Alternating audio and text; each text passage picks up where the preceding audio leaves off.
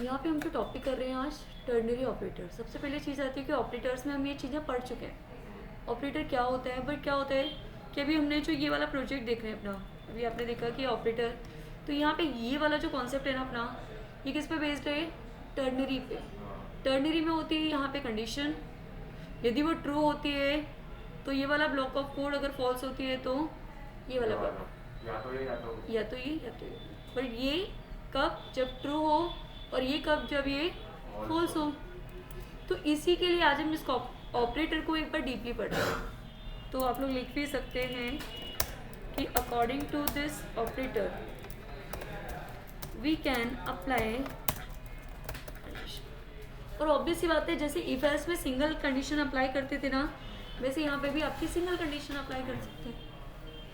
तो हमने किया according to this operator we can apply condition. Syntax क्या होता है इसका? तो आ जाती है यहाँ पे कंडीशन।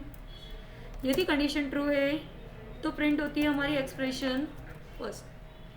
एक्सप्रेशन का मतलब है जो आप एक्सप्रेस करना चाहते हैं, वरना यहाँ आ जाते कॉलन और यहाँ आ जाती है एक्सप्रेशन सेकेंड। क्लियर? तो दो चीज़ें हमने अप्लाई करके दी हैं। अब यहाँ पे बोला क्या गया है कि अकॉर्डिंग टू दिस सिंटेक्स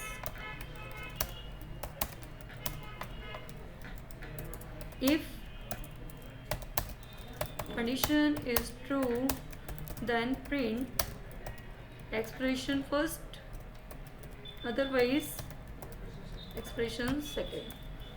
यदि कंडीशन ट्रू है तो ही एक्सप्रेशन फर्स्ट प्रिंट होगी, अदरवाइज क्या हो जाएगी? सेकेंड। एग्जाम्पल अगर मैं यहाँ पे एक्सप्लेन करूँ आपको, तो सबसे पहले हम छोटा सा एक एग्जाम्पल में देख लेते हैं, उसके बाद में हम आगे का काम करेंगे। कि write a program to print user is valid for voting or not। हमें एक ऐसा प्रोग्राम बनाना है, यूज़र से एज लेनी है, और यूज़र वैलिड कब होता है? जब 18 या 18 से ज़्यादा का है। तो अगर वैलिड, अदरवाइज इनवैलिड। तो अगर वैलिड है तो पहले ट्रू होगा, ट्रू के अकॉर्डिंग पहला एक्सप्रेशन, और अगर इनवैलिड है तो क्लियर। और हम यूज़र से ही डेटा लेंगे। यूज़र से डेटा लेने के लिए हम यूज़ करते हैं प्रॉम्प्ट का। यहाँ हम HTML के कोड को भी अप्लाई कर सकते हैं।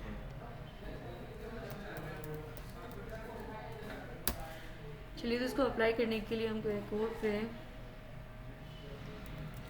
HTML close, head close, body भी क्लोज। क्लियर? हम एक काम करते हैं, यहाँ पे अभी प्रॉम्प्ट से ही काम कर लेते हैं, है ना? तो कॉन्सेप्ट क्लियर हो जाएगा अपन को जो मतलब ऑफिस में यूज होता है उसी से प्रॉम्प्ट से, है ना? क्योंकि वो पॉपअप टाइप दे देगा, काम हमारा हो ही जाएगा।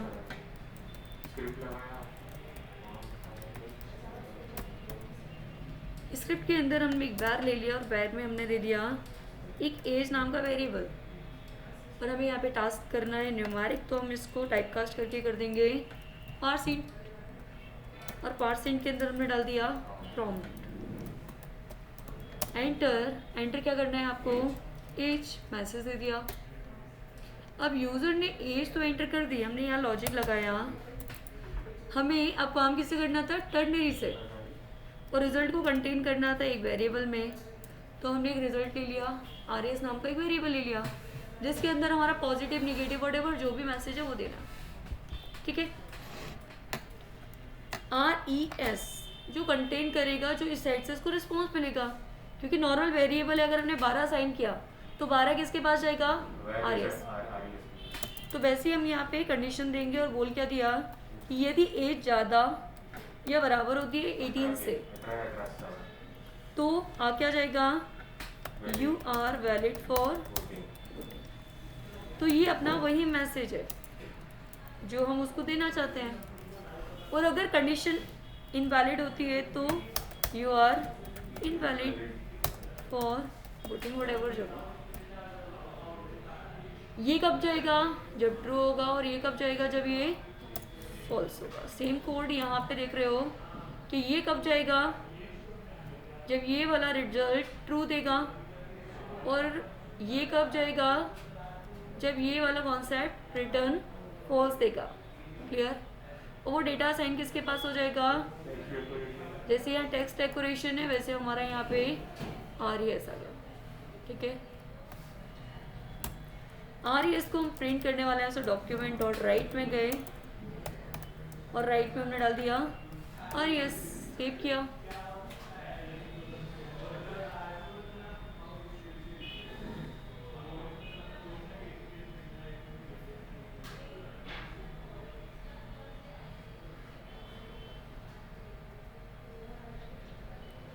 ये भी एक फोल्डर बना लेते हैं, तो एग्जाम्पल,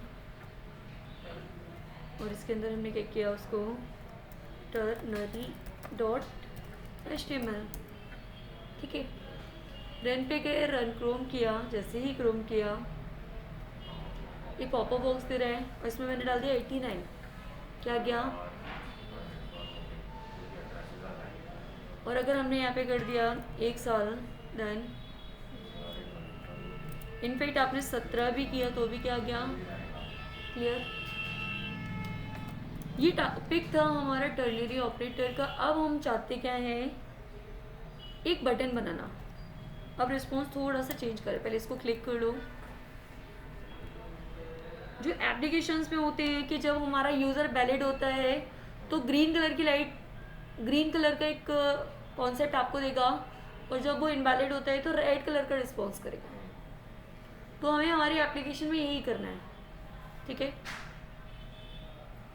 या फिर हम एक काम करते हैं कि जब यूज़र को डिलीट करना होगा तो उसके मिडिल में लाइन आ जानी चाहिए, और जब यूज़र को डिलीट नहीं करना है तो उसके मिडिल में कोई लाइन नहीं आनी चाहिए। तो अब हमारा एग्जाम्पल हम थोड़ा सा चेंज कर रहे हैं। यहाँ के अपना दूसरा एग्जाम्पल कि write a program to show delete type of task when we click on cross button, otherwise not, clear. जब मैं क्रॉस बटन पे क्लिक करूँ तो उसके बीच में लाइन आ जानी चाहिए, वरना जैसा लिखा है वैसे के वैसा दिख जाना चाहिए। यूज़र हमें देने वाला एक डेटा, तो देखिए मैंने क्या किया, var नेम ले लिया, प्रॉम्प्ट किया और यहाँ बोल दिया एंटर नेम। यूज़र देगा अपना डेटा,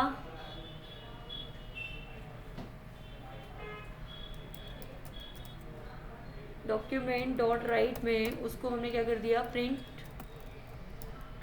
और देखिए कॉन्सेप्ट को थोड़ा सा समझिएगा, यहाँ तक तो कोई प्रॉब्लम नहीं है।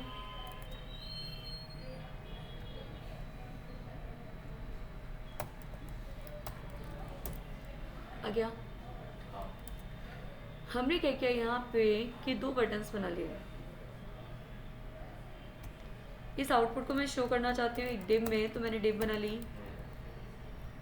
डिव का नेम दे दिया मैंने ID R1,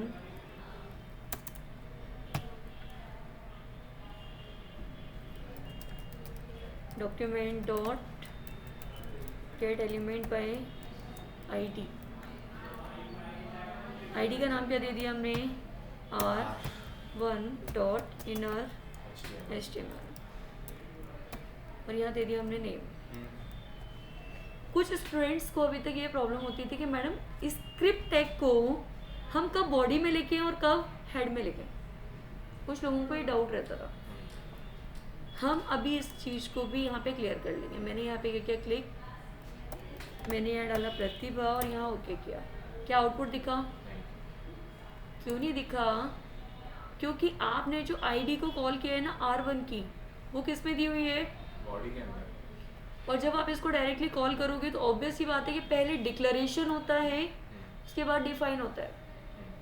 इस अभी डिक्लेरेशन डिक्लेरेशन, तो जब यहाँ पे आप नहीं, यहाँ पे आपने इसको डिफाइन किया है और आप कॉल कहाँ कर रहे हो उसको टॉप पे, तो वो ऊपर कैसे मिलेगा, डेट्स पे।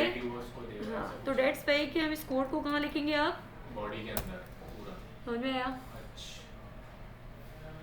हाँ, क्योंकि बॉडी के बाद ही तो सब शो होता है। एग्जैक्टली, डिप तो आपकी बाद में बनेगी ना। हाँ, बिना डिप के काम करते हो तो आप हेड में लिख सकते हो, पर जब डिप के थ्रू काम कर रहे हो तो डिप के बाद में ही आप स्क्रिप्ट को लिखेंगे ना। वो रूल वाले ही पुराना सेट होगा, लेकिन उसके पहले वाले में शो नहीं होता। ऑब्वियस। क्लियर हुआ, तो यहाँ पे क्लियर हो गया कि कब कहाँ लिखा जाता है स्क्रिप्ट टैग को, तो हमने क्या किया, इसको रिफ्रेश किया, मैंने यहाँ लिख दिया प्रतिभा, ठीक है।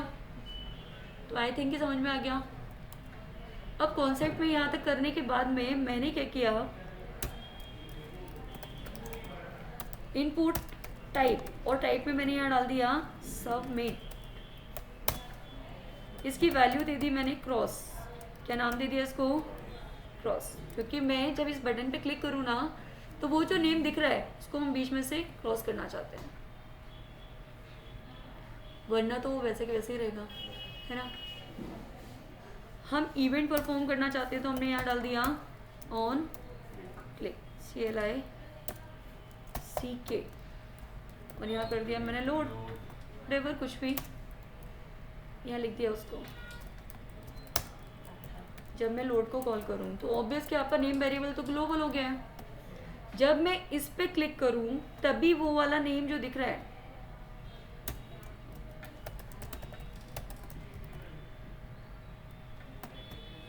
वो हमें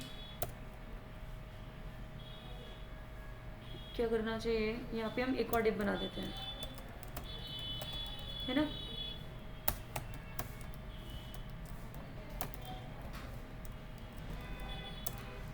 इसका नेम कुछ भी दे देते हैं, मैंने दे दिया R2। तो ये R2 वाली जो डिप है, यदि यूज़र क्लिक करे तो R2 वाली डिप में वो क्रॉस वाला नेम आ जाना चाहिए, ठीक है। इसको हाईलाइट करने के लिए मैं क्या कर दूँ, हेडिंग में डाल दूँ H1 प्लस H1, समझ में आया। जब मैं क्रॉस वाले पे क्लिक करूँ तो H2 के अंदर वो हमें दिख जाना चाहिए क्रॉस में। मैंने यहाँ डाल दिया document dot gate element by ID का नाम दे दिया मैंने R2 dot inner HTML H1, याद हो तो हमने डेल कीवर्ड पढ़ा था,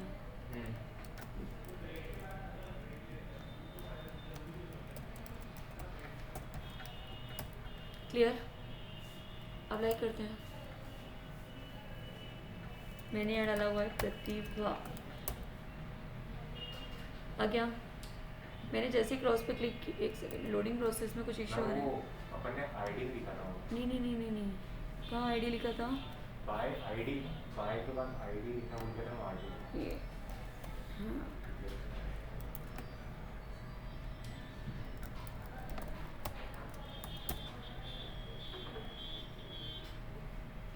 तो ये जो हमारे प्रोजेक्ट में कल तक आप ये लाइन थ्रो वाला कॉन्सेप्ट देख रहे थे ना, ये कॉन्सेप्ट यही वाला है कि जैसे हमने क्लिक किया ये आ गया, और जब हम रिमूव करना चाहें तो यहाँ लिख दिया मैंने विदाउट क्रॉस।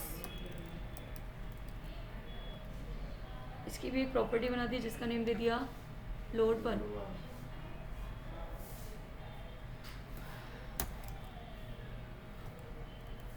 तो R2 वाली डेटा से डेल वाला डेटा हट जाना चाहिए।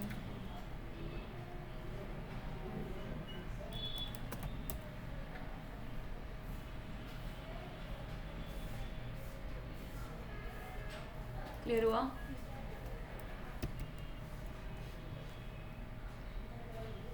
इससे क्या कर पा रहे हैं, हम वही काम कर रहे हैं जो हमारे प्रोजेक्ट में था, और टर्नरी ऑपरेटर इससे पहले हमने यूज़ कर लिया।